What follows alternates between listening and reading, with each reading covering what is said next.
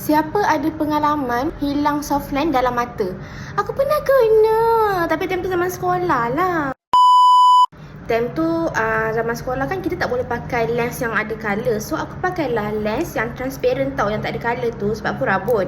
And then main hoki, takkanlah nak pakai yang bercolour kan. So pakailah yang tak ada colour punya. And then masa dah habis game tu, nak buka lah lens yang sebelah ada, sebelah lagi hilang weh. Memang gone. Aku dah macam gini semua tak jumpa dalam mata ni. Itu adalah last aku pakai lens yang tak ada colour. And then lepas daripada tu aku pakai lens semuanya ada colour. Memang tak berani weh hilang.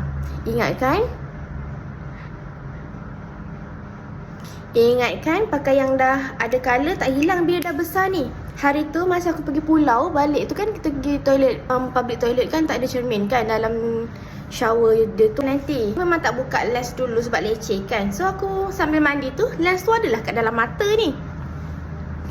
Keluar je daripada toilet tu aku macam, kenapa view aku ni sebelah jelas, sebelah tak jelas kan.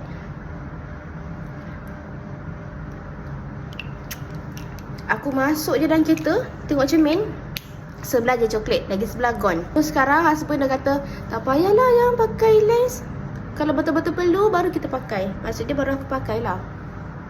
So aku dah tak pakai dah sejak tu. Saya tak BBI. Dia lip gloss and then dia treatment jugalah. So nice what. Ini kau makan pun dia tak hilang. Nampak sentiasa korang punya lips tu glossy, cantik kan. By the way, ini glossy yang ada treatment tau. Selalunya kita jumpa glossy yang untuk cantik je kan.